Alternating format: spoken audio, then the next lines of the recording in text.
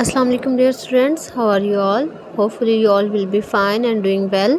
We were reading about the relations of India and Pakistan. So can you recall what is the length of India-Pakistan border?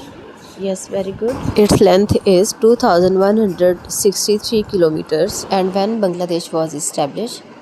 Yes, good. Today we will read about Iran. As a neighboring country, Iran shares 909 kilometres border with Pakistan. ये border सुबह बलूचिस्तान में Arabian सी से start होकर different landforms को cross करते हुए वो point जहाँ पे ईरान, अफगानिस्तान और पाकिस्तान मिलते हैं वहाँ पे एंड होता है। ये बॉर्डर पाकिस्तान के प्रोविंस बलूचिस्तान और ईरान के प्रोविंस सिस्तान को सेपरेट करता है। Their religion is Islam. Persian is their national language and currency is Iranian rial. Capital city is Tehran. It is the fourth largest oil producing country in the world. It has one of the oldest civilization known as Achaemenid. Being an Islamic country, Iran वो पहला मुल्क था जिसने 1947 के बाद पाकिस्तान के world map पे उभरने के बाद पाकिस्तान को कबूल किया। ईरान और पाकिस्तान के रिलेशन शुरू से ही बहुत ज़्यादा स्ट्रॉन्ग रहे हैं क्योंकि ये दोनों कंट्रीज़ कल्चरली, हिस्ट्रिकली और रिलीजियसली इंटरकनेक्टेड हैं। दोनों का लाइफस्टाइल सेम है। इसी बेस पे इन्होंने एक दूसरे को सपोर्ट किया और इनके गुड रिलेशंस बिल्टअप हुए। उस वक्त पाकिस्तान के जो प्राइम मिनिस्टर थे लियाकत अली खान, उन्होंने ईरान का विजिट किया 1949 में और इन रिटर्न वहाँ के जो शाह थे, शाह रज़ा पहलवी, उन्होंने भी 1950 में पाकिस्तान का विजिट किया। इम्पोर्टेंट अग्रीमेंट साइन हुए। In this way trade contacts were establish between both countries. So in countries के आपस में रिलेशन अच्छे होने के साथ साथ इन्होंने अमेरिका, जो कि उस वक्त सुपर पावर माना जाता था, उनके साथ भी बहुत अच्छे ताल्लुकात बना लिए थे।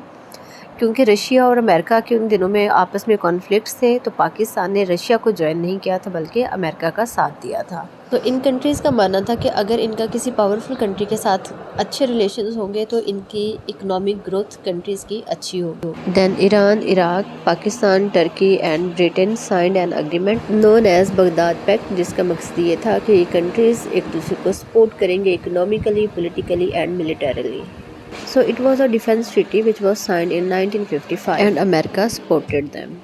In 1964, Istanbul Treaty was signed between the Islamic countries for the development of the countries. Under this treaty, RCD agreement, regional cooperation for development was set up between Pakistan, Iran and Turkey. It was an organization of 3 countries. Now it is known as ACO. We have read about it on page number 24. Pakistan को जब भी missile का सामना हुआ, Iran ने हर तरह से पाकिस्तान का साथ दिया, चाहे वो कश्मीर इशू हो, वॉर ऑफ 1965 या फिर 1971।